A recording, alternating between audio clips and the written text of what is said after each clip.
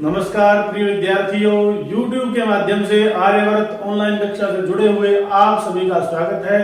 तो दोस्तों, अधिक देरी न करते हुए हम आते हैं अपने टॉपिक के ऊपर, क्योंकि जो डाटा है वो बहुत महंगा मिल रहा है और ज्यादा डाटा विद्यार्थियों का खराब नहीं करना चाहिए।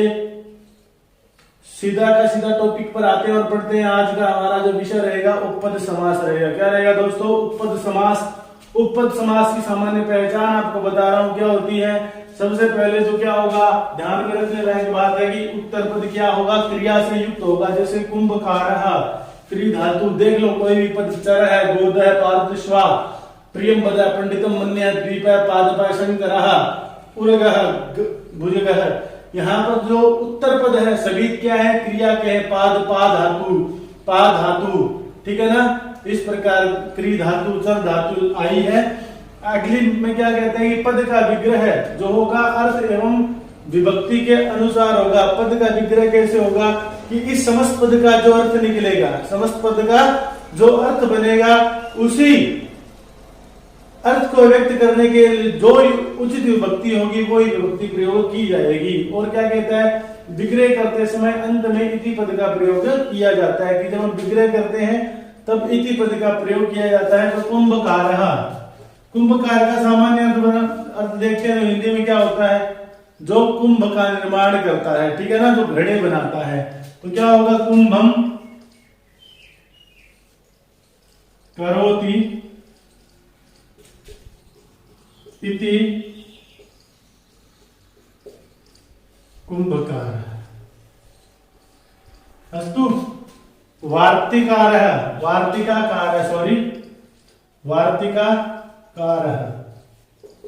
वार्तिकाएं पढ़ी है ना हमने लघु सिद्धांत कौमुदी में या व्याकरण शास्त्र में, जो वार्तिकाएं पढ़ी हैं, ठीक है ना, वो ही वार्तिकाम करोति इति। सूत्रकारः, सूत्रम करोति इति। ये उपपद समास है, ठीक है ना, उपपद समास है। कुरुचरः, कुरुषु चरति, गोदः गाम ददाति। अस्तु, कुरुषु चरति, कुरुओं में चरण करने वाला, गोदः जो गाय देता है, गाम ददाति इति। पारदृष्ट्वा, पारम दृष्टवान, पारम दृष्टवान इति। राजयुद्ध्वा क्या बनेगा दोस्तों, राजानम योधित वान। प्रियम वदः, प्रिय बोलने वाला, प्रियम वदति इति।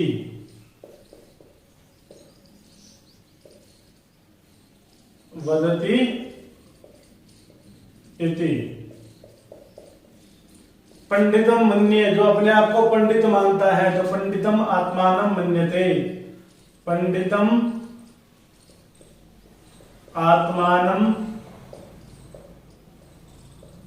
मन्यते इति। द्वीपः, द्वीप जो दोनों ओर से पीता है, तो द्वाभ्याम पिबति इति, द्वाभ्याम पिबति इति। पादः जो पांव से पीता है, तो पादई पिबति इति।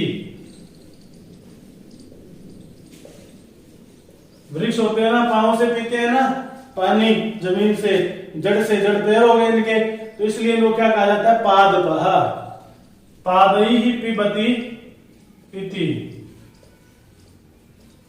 शंकरः, सम करोति कल्याण करने वाला, तो सम करोति इति। उर्गः, उर्ग कहते हैं जो अपने पेट से चलता है, ठीक है ना, उर्सा चलती इति,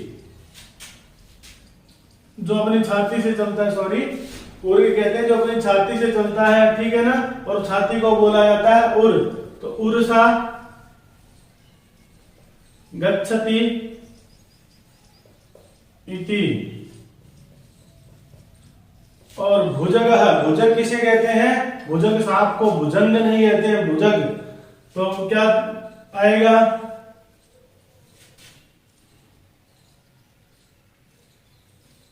भुजम गच्छति इति, या भुजई ही गच्छति इति, क्योंकि बहुत भुजाएं होती है सांप की, ठीक है ना। तो देखो ये था उपपद समास। सामान्य सी बात है, ध्यान रखने योग्य बातें हैं कि जहां पर द्वितीय विभक्ति से निर्देश किया जाए, विच्छेद के अंदर द्वितीय विभक्ति से निर्देश किया जाए, ना याद रहे तो बस इतना याद रखो कि उत्तर पद किससे युक्त होगा दोस्तों? क्रिया से युक्त होगा, ठीक है ना। समस्त जो पद होगा, उस समस्त पद जो होगा अपने लिंग के अनुसार उसके अंदर लिंग का प्रयोग करेंगे। पद का जो विग्रह करते समय किसका ध्यान रखना है? अर्थ एवं विभक्ति का ध्यान रखना है। विग्रह करते समय अंत में इति पद का प्रयोग करेंगे और इस प्रकार ये शब्द हमारे बनते हैं। नोट कर लीजिए, इनमें से कोई ना कोई पेपर में से आपके आ सकता है।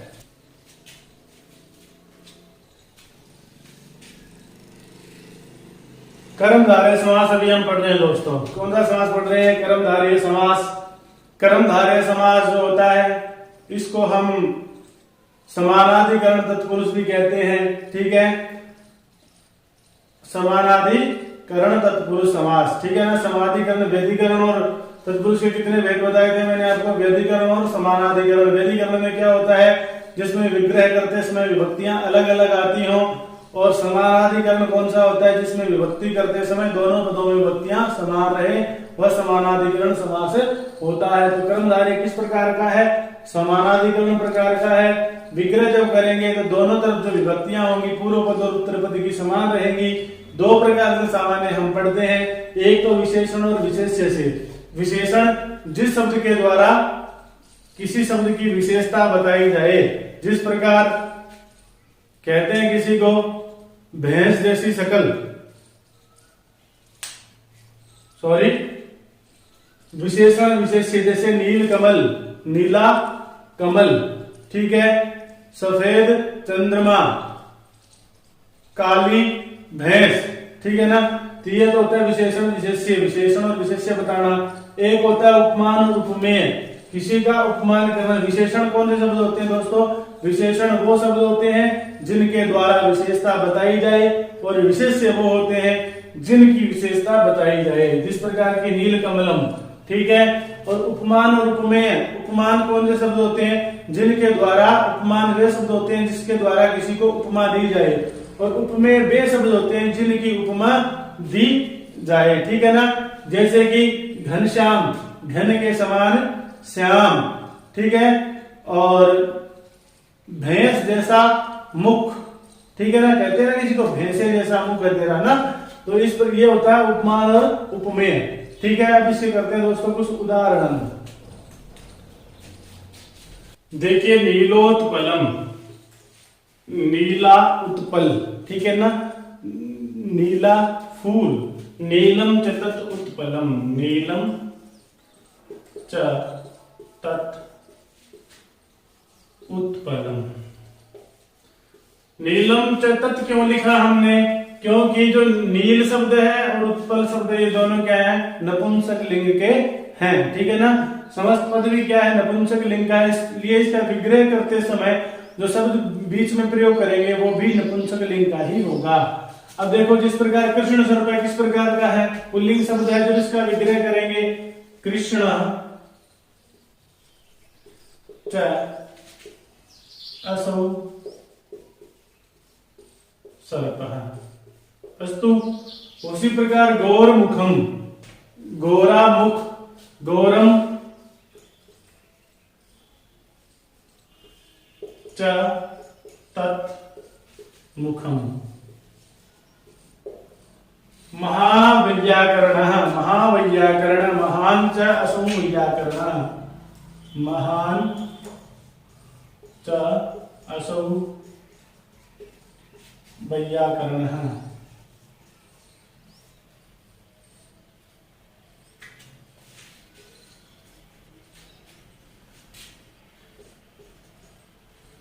वैयाकरणः।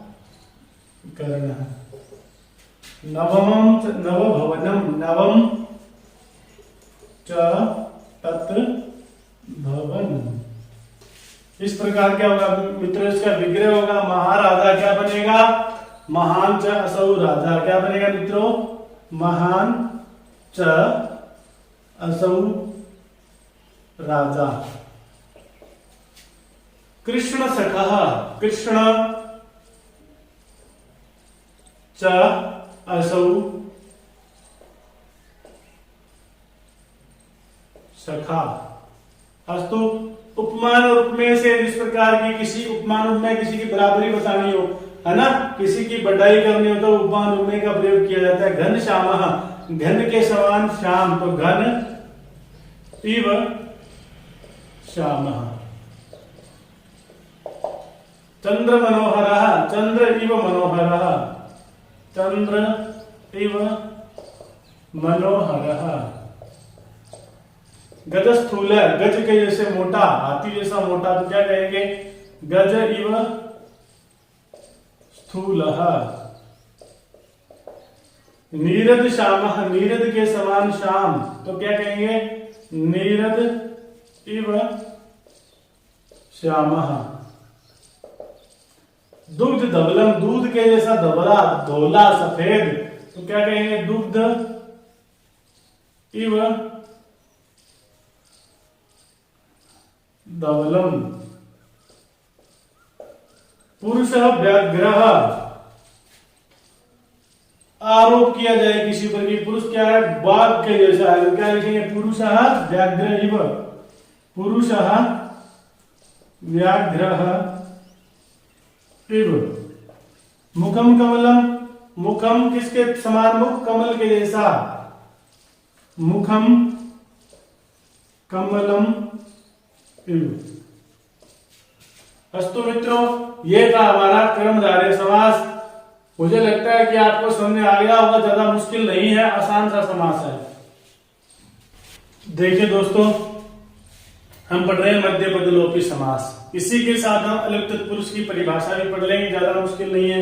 मध्य पद लोपी समास क्या होता है, जिसके समस्त पद में मध्य पद का लोप हो जाए। जब हम समस्त पद बनाते हैं, समास बनाते हैं, तो मध्य पद का जिसमें लोप हो जाए वो कौन सा समास होता है दोस्तों, मध्य पद लोपी तत्पुरुष समास। और जिसमें समास करते समय, समस्त पद बनाते समय विभक्तियों का लोप ना हो, वो होता है अलुक तत्पुरुष समास। तो मध्य पद लोपी देखते हैं, शाक पार्थिवः, विग्रह होगा इसका शाक प्रिय पार्थिवः, शाक प्रिय पार्थिवः। देव ब्राह्मणः, विग्रह होगा देव पूजकः ब्राह्मणः, देव पूजकः ब्राह्मणः।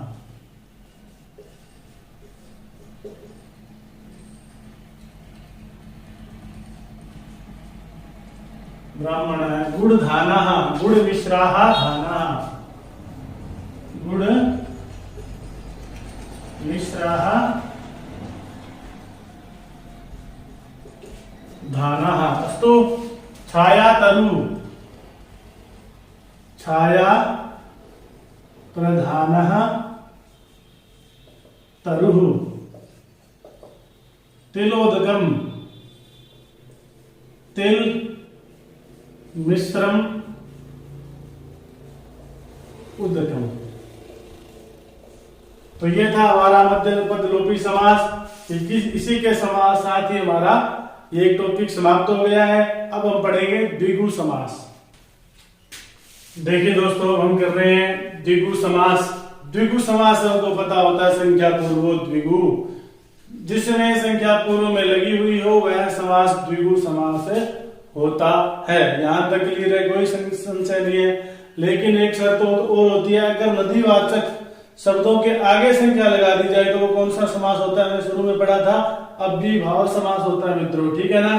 तो एक बार देख लीजिए, समाहार अर्थ में द्विगु समास होने पर कौन से अर्थ में, तीन प्रकार से होता है, लेकिन हमारे लिए मुख्य समाहार अर्थ है, इसी में से प्रश्न पूछे जाते हैं। तो मैं आपको बता रहा हूं कि समाहार अर्थ में द्विगु समास होने पर समस्त पद जो होता है नपुंसकलिंग एक वचन में बनता है, ठीक है। अंत में अगर दीर्घ स्वर होगा तो भी क्या हो जाएगा, हर्ष हो जाएगा। यदि समास क्या है, अकारांत है, तो पात्र, भुवन, युग आदि शब्दों से शब्द जो है ये तो नपुंसक लिंग में हो जाएंगे। अन्य जगह क्या होगा, उस अकार की जगह स्त्रीलिंग में बदल दिया जाएगा, डी प्रत्यय का, घी प्रत्यय का प्रयोग किया जाएगा। जैसे पंचपात्रम, पंचानाम, 5 पात्रों का समूह। विग्रह कैसे होगा, पंचानाम पात्राणाम त्राणाम समाहारः। अस्तु उसी प्रकार त्रिभुवनम त्रयाणाम भुवनानाम समाहारः, त्रयाणाम भुवना नाम समाहारः। चतुर्युगम चतुर्णाम चतुर्णाम युगानाम समाहारः। दशमूलम दशानाम मूलानाम समाहारः। पंचगम 5 गायें, पंचानाम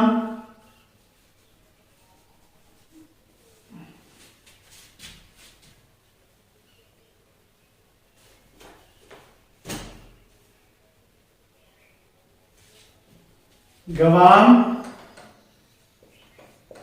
समाहारः। त्रिलोकी त्रिलोकी क्या बनेगा, त्रयाणाम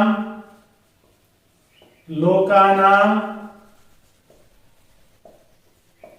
समाहारः। अष्टाध्यायी अष्टानाम अध्यायानाम समाहारः। पंचवटी पंचानाम वटानाम समाहारः। ठीक है, ये था हमारा मित्रों द्विगु समास। अब इसमें भी कुछ भेद उपभेद आ जाते हैं, जैसे कि 10 मुखः शब्द आ गया, दशाननः, तो दशानाम आननानाम समाहारः। ठीक है ना, अगर 10 आननम होगा, दशा आननम, 10 आननम होगा तो समास कौन सा होगा वहां पर दोस्तों, ये वहां पर द्विगु समास होगा। अगर दशानी आननानी यस्य स दशानना, इस प्रकार का शब्द आएगा तो बहुव्रीहि समास होगा। आगे पढ़ेंगे हम, अर्थात संख्या पूर्व में लगी हो और नपुंसक लिंग एक वचन में अगर वह बन रहा हो या स्त्रीलिंग में बन रहा हो तो वो समास क्या होता है, द्विगु समास होता है। संख्या पूर्व द्विगु, संख्या जिसके पूर्व में है उसे द्विगु समास कहते हैं। आज के लिए इतना ही, आगे वीडियो में आपसे फिर मिलेंगे द्वंद्व समास के साथ। तावत नमो नमः, पुनर्मिलामः। जयतु भारतम, जयतु संस्कृतम।